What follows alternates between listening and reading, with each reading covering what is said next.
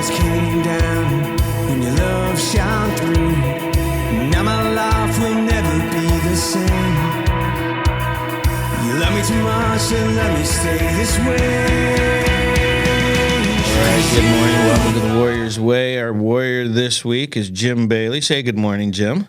Good morning. All right, before we get to him, the Spiritual Warfare Unit, if you know anyone that's struggling and needs help, please go to spiritualwarfareunit.com, click on struggling, go down to our partner UCAN. If you need mental health or drug rehabilitation, if you need food, clothes, baby formula, or anything else, please see any one of our 17 partners that we have on there in the community to help. We are sitting here at UCAN Studios, so help us, help them, help you. All right, Jimmy, I got to meet you at UCAN, and you do a golf. You are a tentacle. You are an octopus. You're in everything. So give us like a quick 30, 40-second rundown of all the stuff you got your hands into. Whew. That's all I get, 30, 40 seconds? Well, we're going to get it. We got to get your story. No, I get it. Yeah. So we have, I'm self-employed business owner, and we handle some waste stream management for companies. So metal removal, garbage. Okay. What else? Pallets, plastic, that type of stuff, any recyclables. Plus, I'm a minority owner in a number of different companies. One of them is Vice Armory, located in Davison, 5360 North State Road, Davison, right across the street. And it's a gun company or something. Richfield Township. It's a gun company. Okay. Second Amendment. Yeah. All right. And what's the next one? Graphics is an IT company, which is located in Saginaw. Okay. And we do website design, website support. We build apps. So for people that say, hey, I got an idea for an app. Great. Gotcha. We can do it. And our quality is superior to most everyone else, and our cost is significantly less. All right. And then also working with UCAN. I'm on the advisory board with UCAN. Yeah.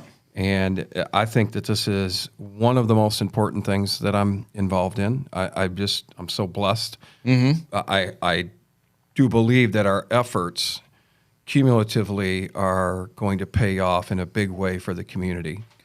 Agreed. And then also... And you have one more. Yeah. I am a franchise owner in the greatest business model, in my opinion, because I've been, in 54 years, I've been involved in a lot of things. Yeah. Starfish, the life platform, is the greatest opportunity. I know we'll get into it later. Yeah, we are going to get into it. So that's 5 different businesses, and seeing a nonprofit, and helping with jail reentry, and helping with pathway to partnerships or some nonsense, and the jail reentry. Like you don't. I'm not sure you sleep. Like I've been looking for fangs. I haven't seen them yet, but we'll stay focused. All right. So where did you grow up originally? Where are you from?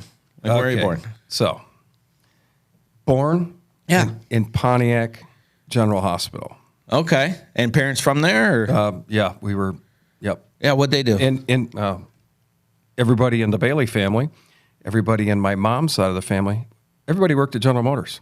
Okay. That's how it worked out here. That's right. Yeah, I got you. Yep. Yeah, and they would transfer from Pontiac to Flint a lot. Well, so, and technically we live just outside of Pontiac and we called it Drayton Plains. Mm-hmm. Now it's known as Waterford.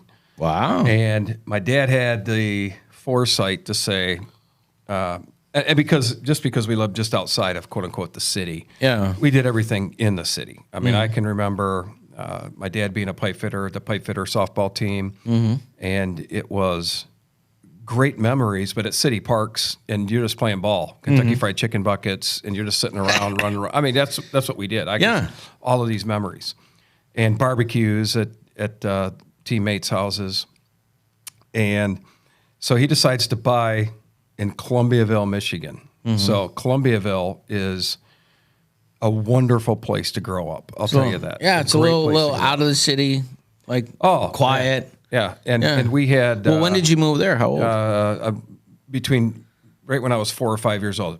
Oh, okay. He wanted us to start school in... And how many kids were in the family? So there's 3 of us. Where did you fit? I'm the oldest. You're the oldest. Yep, that explains so much. Well, it probably does as you get to break down these... Oh, that alpha personality you got, buddy. Oh, yeah. And the one of the unique things about my brothers and I is there's 3 of us, And when my youngest brother was born, my next brother from me was not 1, and I was not 2. Wow. So when my mother had her third son, she had 2 more, Yeah. Jeremy was born. Jeff was not quite. He was a couple Like weeks away from Irish being twins in 1. the same year? Just outside. Just outside of here. Okay. Yeah. So, and then you go another 8 weeks before I turned 2. So under 2, 3 boys. Wow. That's a handful there, bud. She definitely was up for sainthood immediately. And she's done, in my opinion, she's done nothing to erase that. All right. That nomination's there. That's cool. All right. So you moved to Columbiaville. Your dad's a pipe fitter. So where did you go to school at? Lakeville High School. Lakeville. They call it Lakeville Memorial High School. Now, it used to be so big there was 2 of them, right? I'm sorry? Wasn't there 2 of them? Lakeville East and West, and now... No. Oh, that was Lapeer, wasn't it? No, that was Lapeer. Yeah, right. that's Lapeer. So Lakeville's like this little out of the... Just backwater, just American, USA. So Lakeville has... The unique thing about Lakeville, and I'll say this often, there are Falcons doing fantastic things all over the globe every day. I am very proud of being a graduate of Lakeville Memorial High School. All right. So Lakeville is a very unique setting, though. It has 3 small towns, Otisville, Otter Lake, and Columbiaville. And those 3 small towns come together to form one school district. And it creates some challenges, but it's, I think within those challenges, I think there's a greater benefit. And I know I'm an optimistic person, so I see the glass always more than half full. Absolutely. And so I know that there are some people that say, they complain about the challenges that, that provides. Necessary. But, there's some really fantastic, even today, there are some really fantastic things going on. But I will tell you that in 1981, a millage did not pass, and it sort of sent the district on an alternate course is when it was headed. When I was in the 6th grade, we had 2 bus runs after school. What year was that, by the way? That was 1980. Okay. And so we had 2 bus runs after school, meaning you had sports and then you also had clubs. Everything was afforded to us at Lakeville that was at any school anywhere in the state. I can't imagine anyone that had anything more.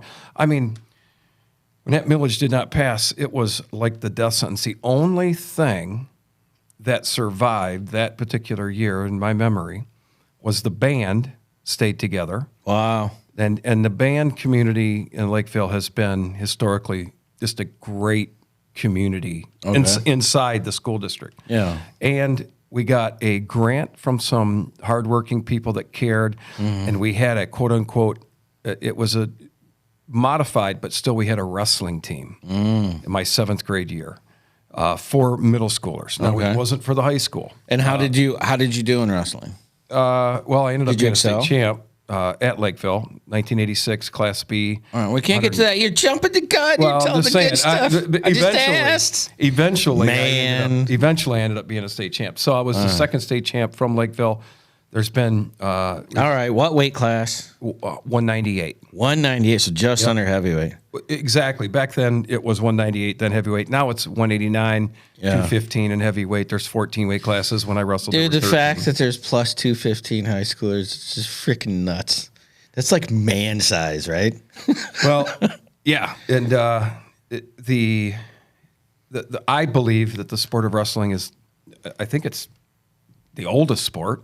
And I believe it's the greatest sport. I just really think that wrestling is something anyone and everyone can do, and pretty much everybody ends up. When you're a little kid, you wrestle around with your dad, with other. I don't care if you're a boy or a girl. You end up wrestling around. Yeah. So it's something that everybody can do, but it's not for everyone. And when parents start pushing their kids into this, they're wanting to live vicariously through their kid. Whew, that can really be some challenges. I do know of a couple of wrestlers that were just fantastic when they were kids, and then we just lost them. All right. Well, quick side note, because this is your story. So, what other sports in high school? I played football and baseball as well. All right. And then did you excel at those? Any scholastic championships? Yeah. I mean, you say it like, I got a turkey in a championship. Yeah. Like, No. It's I could compete with anyone. I do appreciate the fact that I went to Saginaw Valley. I played football for a year. Hold on, we're getting to that part. Okay. All right. Well, I'm just saying. I mean, did you have like several colleges looking for you? No, that was not the case. So, so you graduated which year? In 1986. Wrestling, I had more offers. To come and participate. So really, why that one then? Well, Eugene Marv was a Kodak All-American from Saginaw Valley. He was playing in the NFL. I worked out with him a couple of times. I'm driving down Irish Road. I see this guy running. So I wait, see what house he goes into. I drive into his house, walk up to the door, knock on it, say, "Hey, how you doing?" Yeah. I'm Jim Bailey, and you want to work out together? And kidding. It's something that I've done pretty much most of my life. So that's how you picked your college? Well, there were some options there, but that was like it's the easiest. It was the easiest thing to do. Okay. And so, what made it easiest? Just because the location and stuff. I mean, I could. I got you. I ended up not living on campus. I ended up driving back and forth. I stayed there for a little bit. My as I go back and I look in my life, my transition times were I did not have the best transition times. I had some challenges going from elementary school to middle school to high school. Well, what were those? College. Well, again, it just I call them transitional challenges, but I typically got in trouble. It's give me an example of getting in trouble. Oh, like, what do you mean? My freshman year in high school, I got kicked out 3 times for out of school. Oh yeah, for the funny thing is fighting.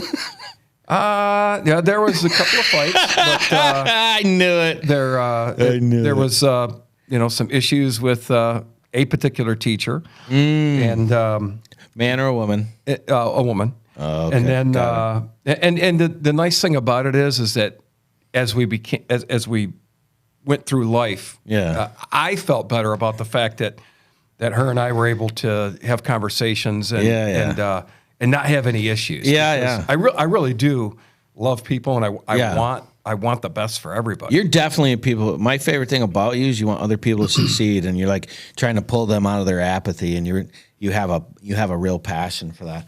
So all right, so you graduated in 1986. You went to what college again?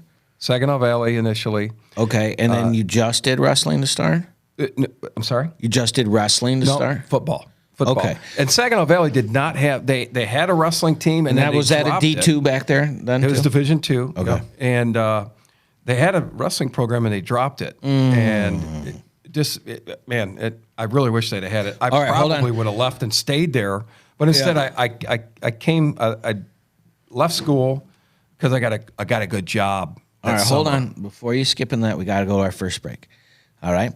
So if you have not gone and checked out Vice Army or Hieroglyphics or Starfish, you guys do that while we're doing. Sit tight. We'll be right back. Taking a quick break from our podcast, I wanted to let you know about our life application program that we have for churches and nonprofits in the area that are trying to find programming that they can use in case the corona shuts you down and you're not able to get in. You go to spiritualwarfareunit.com. You click on our episodes and you can check out our programs for as little as $29.99 a month to make sure that we're still getting the word out to those people that need it. Now, back to the program. Classic. That's it. All right. Welcome back to the Warriors Way at UCAN Studios. This week we're here with Jim Bailey, and he's from all kinds of different businesses: Vice Army, Hierograph, Starfish, a couple others I forgot because there's a big list. All right, because you're smart and I'm dumb. Okay. No. So you were just getting ready to go into college. You started working out with your buddy. You said you started at which college? Which college did you go to first? Oh, Saginaw Valley is where I started. So, and then what happened? Again, challenges in my time of transition, right? Yeah. Football went great. Yeah. But not having enough self-control and structure maybe left me to make some poor decisions. And so the second semester I commuted, was on the dean's list. Things were turning around. Yeah. Had a great spring football, great spring football. And then the summer off, I got a great job. What position did you play? Outside linebacker. Oh, that figures. Okay. So then you get a job doing what? I was working at Pepsi. I was a Teamster. I was in the union. I literally was making more money than my father was. Wow. And I'm 19.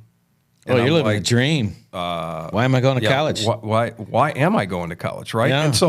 And so this is one of those challenging times where the matrix gets you, the financial matrix gets you looking in a different direction. Yeah, okay. And at the time, and I know that for people that are listening to this, they that are our age and can remember, for those that are younger, they're going to go, huh, what? But at the time, $1.99 breakfast specials were everywhere. Yep. That's what breakfast cost you. Yep. 2 eggs, hash browns, toast, and bacon.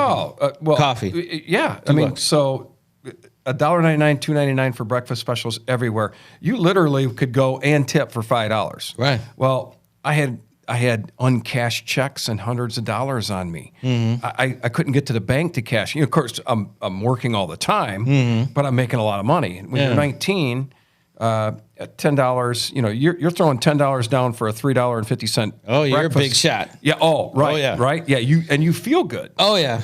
And so that was, why am I going to go back to college? Right. Well, fast forward in that particular year, 1987, and for people in this area, it's not funny because I just ran into a guy in Kroger yesterday.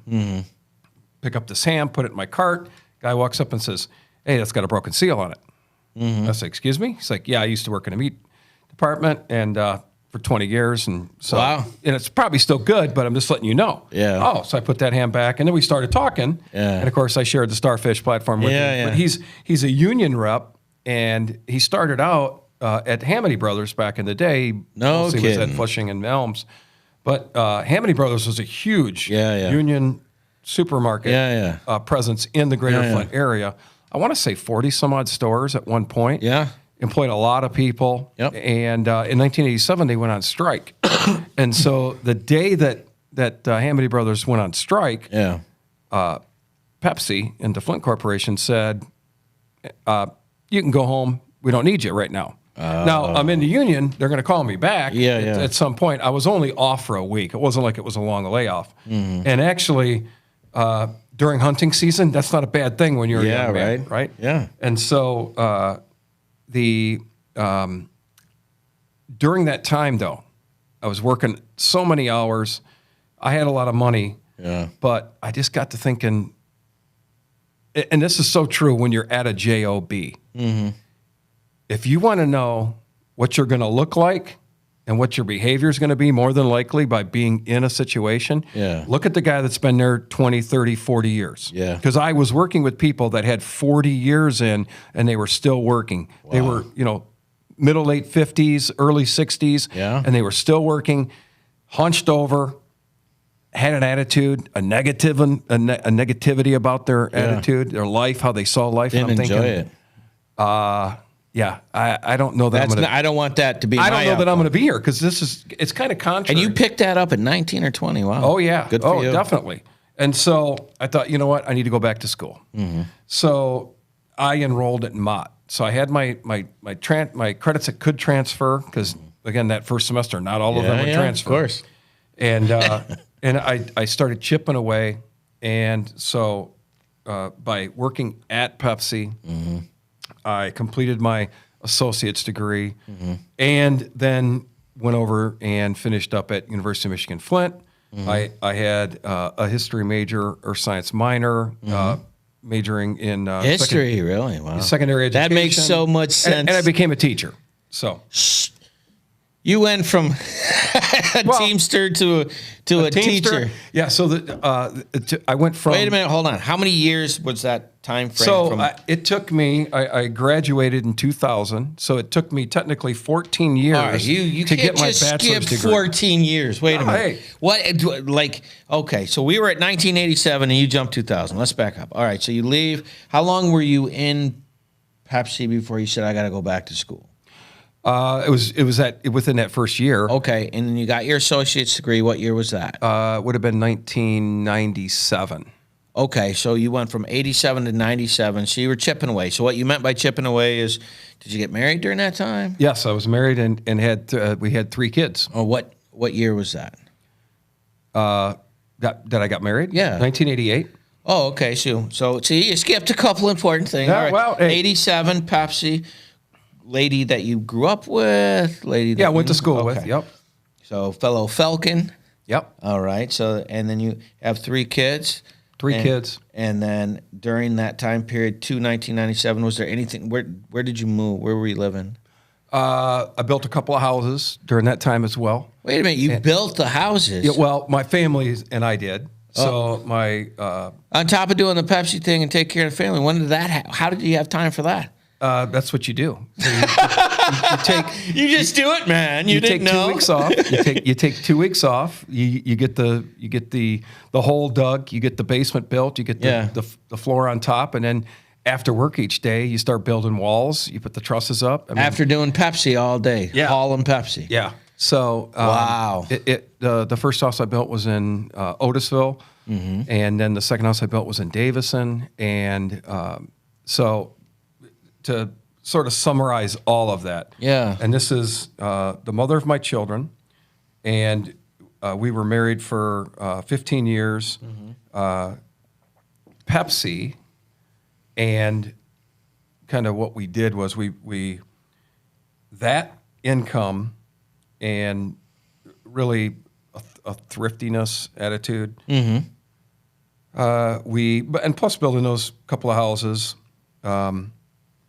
we were able to pay for my associate's degree, her associate's degree from Mott, my bachelor's degree, her bachelor's degree from University of Michigan Flint, her master's degree, and plus 30. Wow. And we did not owe anybody when it was all said and done rare. in 2003. Wow. And you were living. we got divorced. You were living at Davison at that time. We were living in Davison. We got Hold divorced. on, before you get there, you said you graduated with your bachelor's in 1997, and then you started teaching. No, that was associate's degree in 2000. I got my bachelor's degree In 2000. and then yes, from 2000 to 2010, I was in education. Before we get into that, what was the driving thing to do the teaching? Just to get out of the Pepsi thing, or something you wanted to do, or what do you think? When I originally went to college, that's what I was going to be. I was going to be a teacher and a coach. I was going to come back to Lakeville. We were going to win football state championships. We're going to win wrestling state championships. We're going to win baseball state championships. You had it in your brain. I already believed that all these things that I was going to do, and that dream, I gave up on quickly, almost too quick, really. Wow. So being able to come back and be in education, I ended up working with Roy Hall at Davison. He reached out to me one day through another a person that was coaching basketball at the time, a good friend of mine. Shane Alderson was on staff at Davison, but he was teaching at Lakeville. And he said, hey, I talked to Roy. He's got a kid he wants you to work with. And it happened to be the start of 6 state championships in 7 years, basically, is what Davison ended up winning. What and years were 2001, I still remember 2001 very, very well. It really is unfortunate that we did not win that final match against Temperance Bedford. And I do believe that it was. Well, I know for a fact, if everything else plays out the same way that year, Davison wins that state championship because John Whitman would not have been allowed to continue in that match. He was slammed. Wow, there's some pain in your eyes, man, when you talk about that. Those kids, I really, really have love in my heart for those kids. I can remember, and so many kids. Right now, I still help out when I can with the Lakeville program. It's a wonderful thing in life that when you start working with young people and you just see some growth and you see kids really start to realize what it means to capture that dream, pursue it. You know what I mean? And when they do capture that dream, and get those victories, those individual victories, because getting your hand raised is a big deal, but my consulting business and my waste stream management efforts, Champion Warrior Consulting and CWC Transport. The Champion Warrior, CWC stands for Champion Warrior Christian originally, and then CWC also stands for Champion Warrior Consulting. The idea of being a champion warrior, everybody wants to get their hand raised, but it's the unique combination of somebody that is pursuing something. It's somewhere along the lines of Roosevelt's quote about the man in the fight, the man that's in the arena. Sure.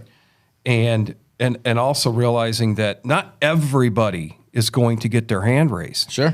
But there are some people out there that have so much talent that they never get a chance to see it come to fruition. Yeah. And yet there's people that have fought and trained and excelled beyond what most people would ever think of them doing. Sure. And we see that in athletics so often. But I wrote this down in 1987-ish, the Champion Warrior mantra, kind of how I call it a manifesto, but maybe it's not quite that brilliant, but it's just how I sort of saw life and some of the things that I thought. I think our mind is the most powerful aspect of our existence. Without question. And it's so underutilized. And all these things can become very philosophical. But, so if I was going to go into some more detail there. Before you go in that, because we missed something. You're like an incredible softball player, too. Oh, softball, yeah. Oh, man, yeah. I just forgot. Yeah, no. You did like national championships or something? I'll tell you what, that's totally the team effort right there. Of course, but you're part of that team. Oh, yeah. All right, and I want to bring that up before we go to our next break because that's my teaser. Okay. And we're going to come back to that because it's a national type of thing. Well, that takes a little bit more detail. Good. I want detail. You sit tight. Yep. Go to spiritualwarfareunit.com. Like, share, and subscribe. We'll be right back. I'm really impressed with the teachings that Isaac has been bringing to us, as this is all based from Proverbs. I like it because it's simple, and it doesn't matter who you are. It's very easy to understand and apply to your life. It points out, my bad parts, and but it's showing me how to do the good parts. And I'm trying to apply that and make a better life for myself because I'm tired of where I've been. It's impacted a lot of the guys as they continue to talk and ask questions after the meetings, as they speak to one another regarding the meeting and the messages and the topics that are being brought up, which are down-to-earth topics of situations and things that we live with on a day-to-day basis. He takes the Bible and he breaks it down into simple terms and where you can understand. And like I said before, sometimes a lot of churches, even the Salvation Army, sometimes we start using these big words that people don't understand, like even saying someone got saved. Well, what does that mean? What does it mean when you say someone got saved? And it's accepting Jesus into your heart. So it's like words like that we use that people don't understand. It's just very interesting how he points out, the different things of, the sin part, and then he comes back with the, how to make it better, and he just points it out. It's there. I didn't know all this stuff was in there, but now that he's pointing it out, it's like, wow, I guess if you really dig into the Bible, you find these things. This is a daily moral standards that we can live by, that the teachings are coming from. And honestly, we can take verse by verse as what he's done, and pretty much he's done the hard work for us and now laying it out so that we have an easier understanding. There's some people who don't like to be in Bible classes, but this one seems to get their attention. All right, welcome back to the Warriors Way at UCAN Studios. Our warrior this week is Jim Bailey, and he's just going through his life, and I'm trying to grasp the time frame of Pepsi, building the house, kids. 2 houses. Wife, 2 houses, school, like there's not enough hours in the day. And then on top of that, you're playing like highly competitive softball. So kind of, because a lot of people don't even know what that means. So tell people what that was. Okay. There's a little bit more to the story. Yeah. And it gets obviously better. So This is why I wanted you on. So Aaron and I ended up starting to play ball in, it was the second house that I built. Would have been 1992. We started playing ball together. So that's 30 years ago.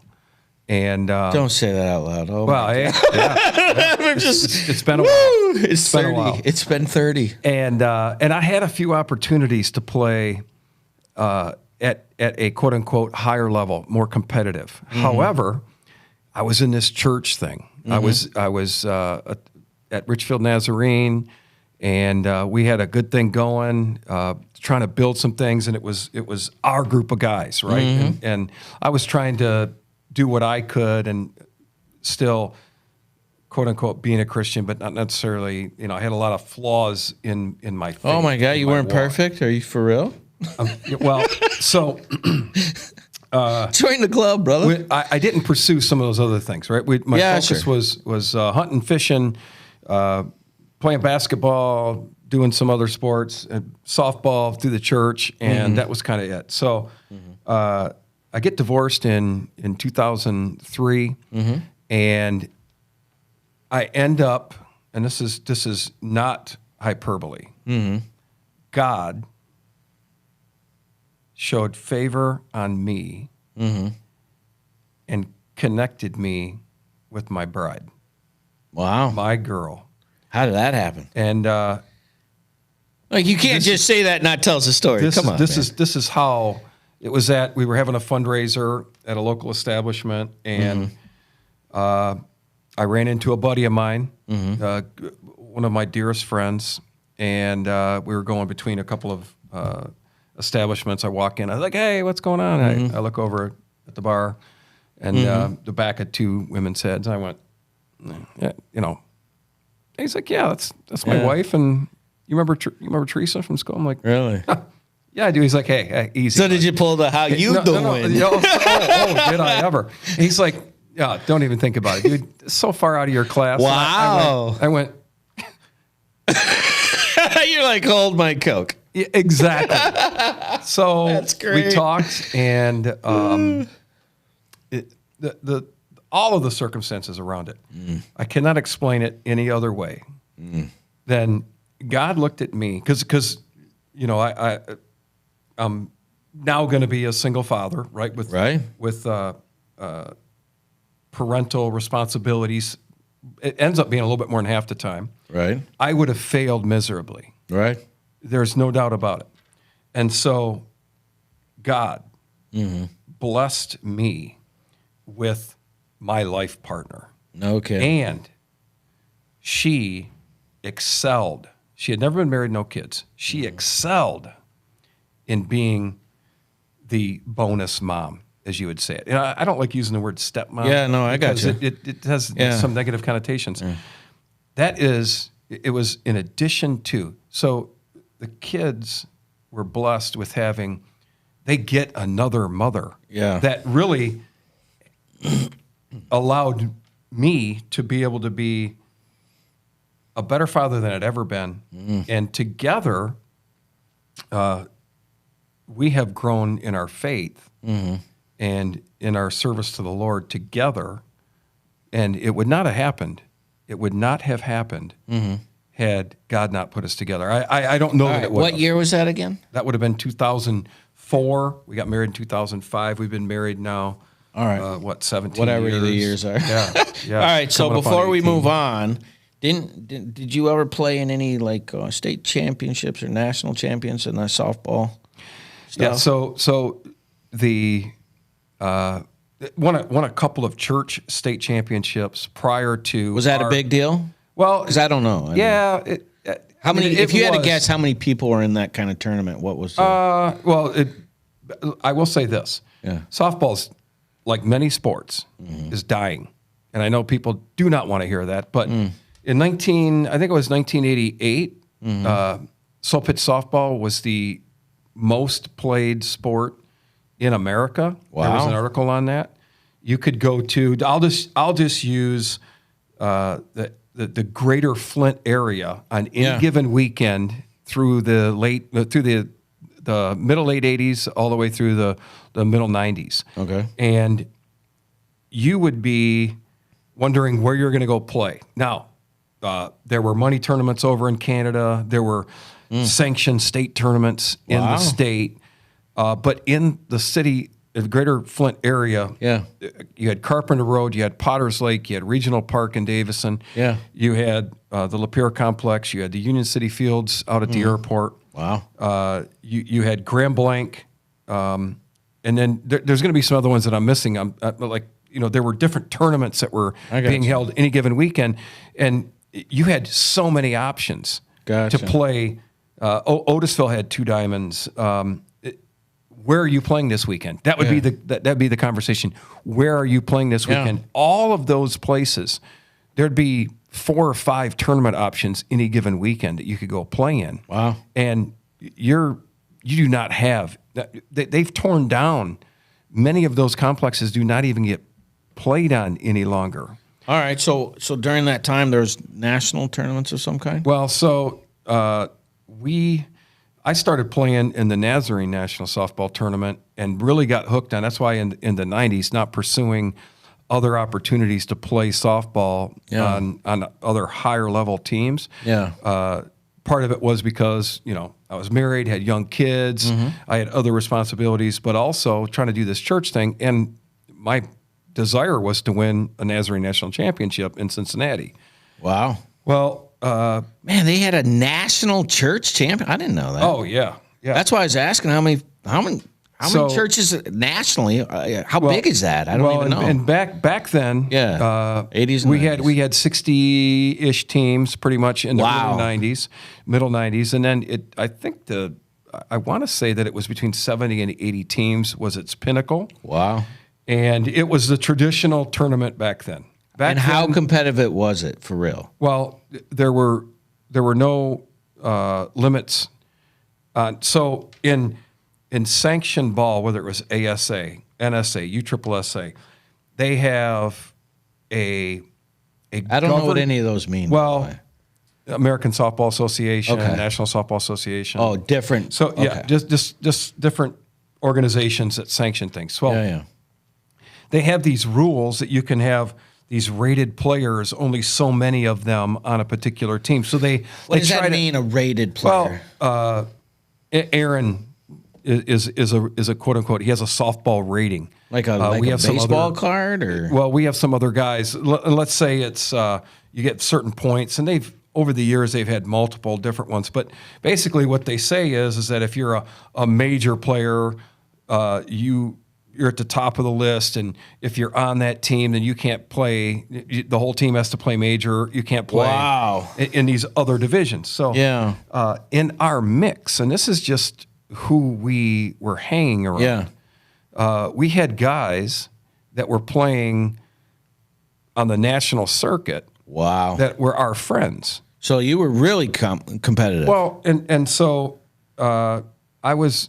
In 2003, I played with in the USSSA national tournament, and Mountaintop, the team that I went down, and again, I was on the team. I coached first base, so we won a national championship though. Really? And which year? 2003. Man, and that was the first national championship that Vince and these guys ended up winning. Well, Vince happened to be from Davison, from Flint, but lived in Davison, and he was part of our group, right? Yeah. We were, and I think in 2000, Dale won the USSSA Defensive Player of the Year. Wow! And he's in our mix, and you got a couple other guys that are kind of young and up and coming, but Bobby and Aaron, they had played. Through those 90s, they had played with RC Sports and with the Printers, the best teams in the area. Wow. And they won a C-State championship, or with Russo's, I think they played in the Nationals, took 7th, I think, and then they kind of broke up a little bit, and they played and won the B-State championship, a couple of A-State championships. They ended up playing with different teams. So Yeah. you fast forward into the 2000s, and Aaron had made a decision to not play that particular sanctioned ball anymore. I mean, he was still in the mix with that stuff, but he really decided to start pursuing and do. He was way more successful in doing what I was attempting to do the previous 10 years at Richfield. Gotcha. And he was at East Flint Nazarene, and he had this thing, and when somebody is doing something and there's an energy about it, and you just want to be a part of that positive energy. Now, you can say, well, you're recruiting the better players to come to church with you. Well, here's the deal. If I got to pick, here's the deal. When it's a real driving force inside of me that I wanted to compete at the highest level we could and figure out, kind of where I fit in. And on any of those teams, I was never the best guy, but what I've always tried to be, just like coaching first base with the Mountaintop team in 2003. Who wants to go out there and be in that Florida sun for 6 straight games that Saturday and that Sunday? And so I'm just trying to, how can I provide the most I can for a team? So on those, and we ended up calling it East Flint Black, but those East Flint Black teams, when we went to the national tournament, and we won a lot of tournaments. Locally, we won a lot of tournaments. And in the state, we won a lot of tournaments. But when we went to that national tournament, I believe we were the best team multiple years, and we didn't win it. And that was really, really tough. We had a lot of third place, fourth place, fifth place, third place, third place, third place. We just couldn't kind of get over the hump. And then in 2009, we did. We won it 2009, 2010. We took second in 2011. We won it in 2012. Wow. I think we took fourth in 2013. We won it in 2014, 2015. And then my life changed again, and I've not been back to that national tournament. I think we sort of kind of had some guys go down. Yeah. Now, fast forward from the state of Michigan, and now Brighton Nazarene has won 4 or 5 state national championships as well. Wow. And we do have Bobby is still participating in that tournament, and he's been part of a number of national championships, been on the national championship all tournament team. Well, that's why I had you get into that, because while you were doing all that, the college, the kids, the life, the 2 jobs, the Pepsi, and then the teaching. So we finished kind of off it, and we went a little bit past with the softball, but in 2000, it was 3, you said you went into teaching? Is that correct? So 2000 to 2010, I was teaching in education. 2000, yep. Okay. So, and you were teaching at Lakeville? No, I worked at Davison for 3 years, and then in Mount Morris in the city of Flint. Okay. Were you a history teacher? That was my major, history and earth science minor. Yeah. Yep. Okay, so you were coaching, wrestling, and you were teaching, which is way different than humping stuff. How did you like it? Did you love it? Did you hate it? What was it like? Because you tell me, you put me in front of kids, and I'm like, oh, man. Well, So I still have, there's a lot of real positive experiences there. Yeah. It's part of the reason why I still go and help out when I can within the schedule. Coaching. Physically. Right? Yeah. Physically, I beat my body up pretty good. And I believe so that. I can't, when you're a younger man, if I'd have never left the wrestling room, I'd probably be in a lot better position to be able to still physically help push some of the bigger kids. Yeah. But, I honestly, I do not want to get hurt. Yeah, but you loved it. Oh, you loved it. Oh, yeah. All right, we're going to have to go to our next break. Okay. We're going to finish up here. Go to spiritualwarfareuNit.com. Like, share, and subscribe on YouTube. Sit tight. We're going to be back with Jimmy.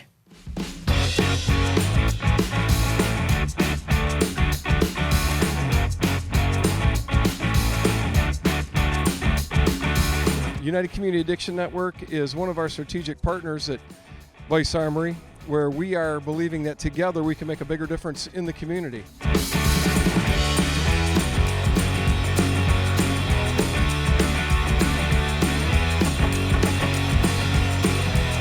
have a law enforcement program that we offer where we give law enforcement agencies special discounts. We also are a Glock Blue Line dealer, which means we're able to give first responders special discounts. So as our business continues to grow, it allows us to be able to donate more money back to UCAN to help support their causes.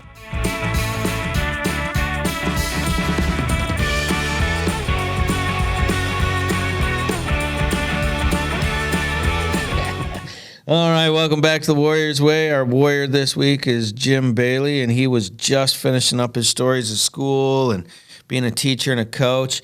And then you just decided to start like 5 businesses. And did that happen early? Where in the middle of all this did all that happen? So, Orrin Woodward, the chairman of the board for Life Leadership, affectionately referred to me as a serial entrepreneur. A serial entrepreneur. Yes. And so that sounds terrifying a little bit. when I worked at Pepsi, I decided to do you remember the popcorn ceilings? You'd spray the popcorn ceilings and you get some glitter in there if you wanted to. You get some gold, you could get some multi. Yeah. I had a little side business doing that when I was working at Pepsi. Okay. Because people wanted their ceilings, the imperfection of their ceilings covered up with this, the popcorn. Popcorn, yeah.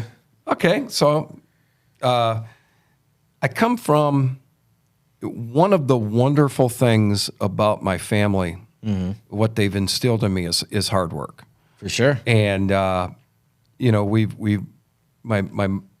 dad's side of the family and my mom's side of the family, everybody's from Pontiac, but they just happen to be on the Muskegon River up in Clare and Osceola County. And we would go up there, and in the summer, almost every weekend that we went up there, there would be a work project to do. So we just worked. So even when you're having fun, you're working? Yeah, because it's rewarding. All right, so you had this business. How did you get to, tell me how you got to Vice Armory, Hierographics, and Starfish. How did those transpire? So the spraying the ceilings, building the 2 houses, always having, even though I had a full-time job, always having an additional income stream. A side hustle. You call it, some people, that's the term now, right? Yeah. And in 2000, I thought, my buddy Eric Wolfter says, nobody sells their friends like Jimmy. I mean, when you're going to the bar and stuff, you want to go to the bar. You want to go to the bar with Jimmy, yeah, because nobody sells their friends like Jimmy. Okay, well, let me think about that. So, from a consulting standpoint, I want to promote other people, right? And this is Aaron. He allowed me to put my Champion Warrior Consulting on the jersey one time. Yeah, and if you can imagine the font, so across the back shoulder, it goes from one side all the way to the other. So it's just championwarriorconsulting.com. Yeah. Oh, this is that's not working. So CWC works so much better.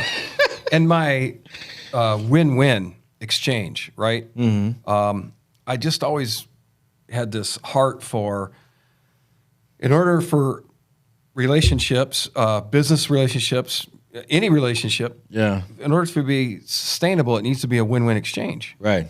And so CWC win-win is kind of what I merge into. So when Orrin calls me a serial entrepreneur, there are a lot of things that I have been involved in.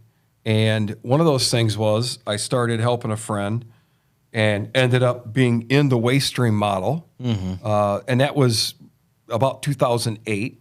And you'd say, "Woo, what a time in the market to be going out there and trying to do something different." Yeah, it was the worst year to do it, right? Oh man, it was a challenge. But we're almost an identical from the metal markets perspective. We're in almost an identical time right now as we were in 2008/2009. Yeah. So at 2008 there was still a lot of surplus, and then by 2009, March of 2009, it was the bottom. It was over in the metal world. Well, we're a very similar spot right now. So being in and around, helping people, being able to have a conversation that is, I'd say, somewhat not offensive, it's respectful. Yeah. but the opportunities just started popping up to start to work with other people. So Hyrographics, my partner, Matt Hollis, amazing for he's the same age as my oldest daughter. Wow. And I'm looking at this young man and his maturity at such a young age. And we kind of hit it off, and I'm fortunate enough to be able to be one of his partners. And he has such a mature business aptitude, I guess would be the word. Sure. And just some real positive things over there. So again, so if I'm picking up what you're putting down, it sounds to me like you're like a collector of intelligent people, and then you just try to help those intelligent people. That's what it seems like. Am I wrong with that? Yeah, I think that I've had more failures in business than I have had successes, and so I say this. It's not really that funny, but some people chuckle. I got an associate's degree from Yeah. I got a bachelor's degree from the University of Michigan, Flint. Yeah. And I have a doctorate from the street. And that doctorate is far more valuable than any master's program, any doctorate from any So you think the life experience is the most way teacher. more important.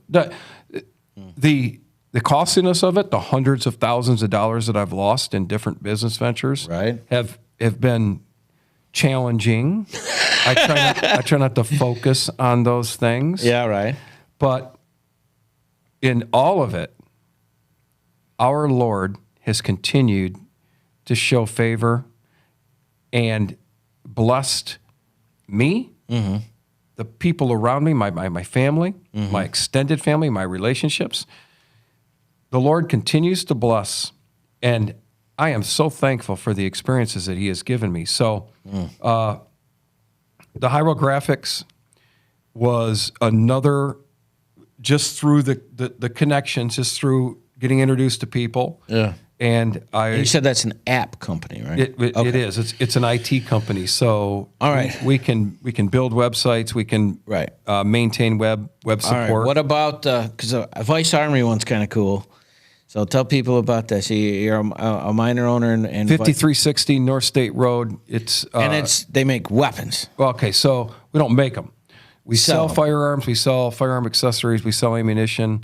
All of these things are very limited within the supply chain. Wow. And so there are some challenges being in that business right now, like there are in many businesses. Yeah. And so I heard yesterday Rolls-Royce makes expensive cars. They make engines for airplanes. They also make generators. Rolls-Royce is sold out for generators through 2023. They're starting to take orders for 2024. This is an issue throughout the globe right now. Wow. And one of the great things about Vice Armory is that I'm not saying that we're going to be the cheapest on every item all the time. Right. But Vice Armory consistently provides pricing and customer service that is bringing people that driving 2 to 3 hours every month, sometimes every week, because of the relationships that we've built.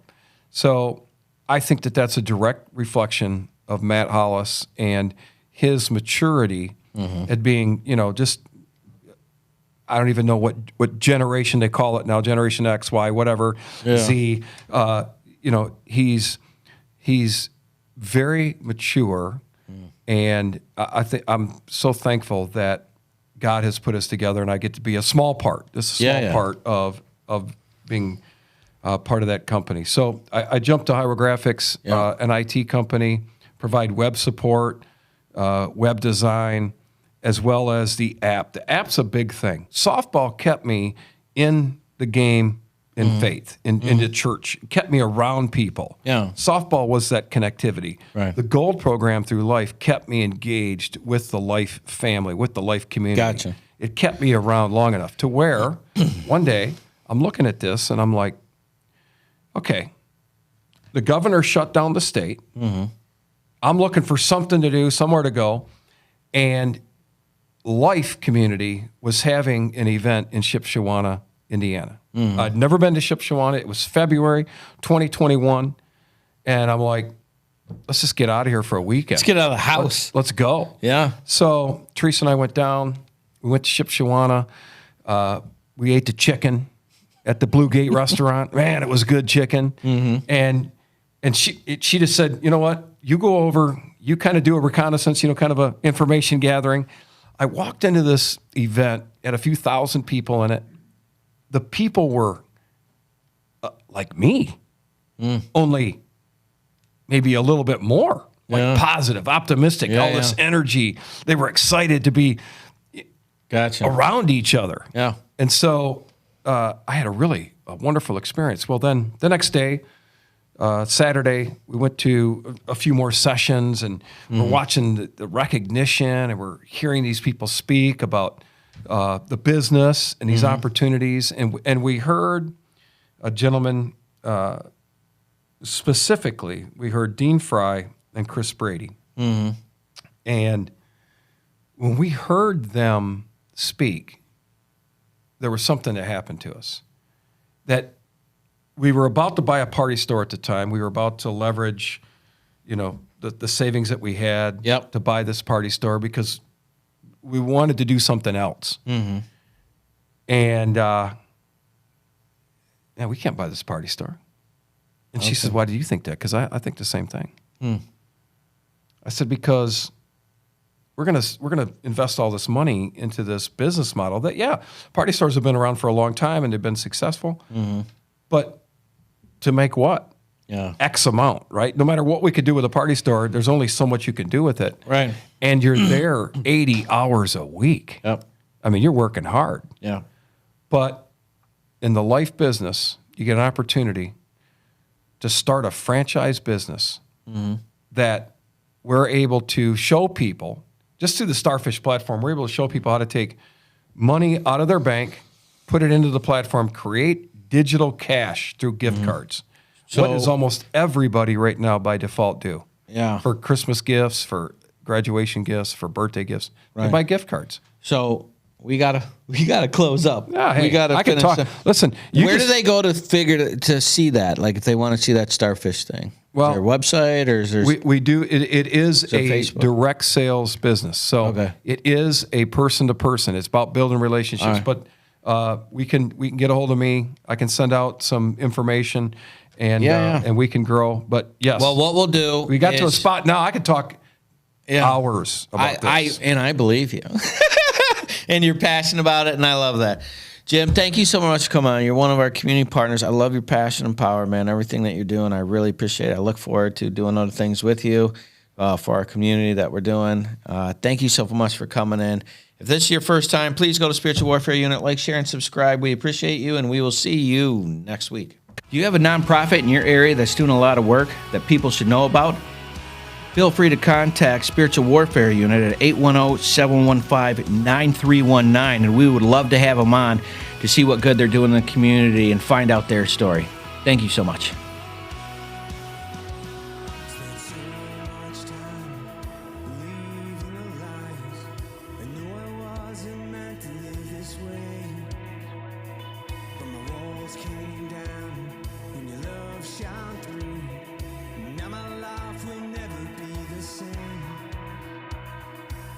Too much and let me stay this way.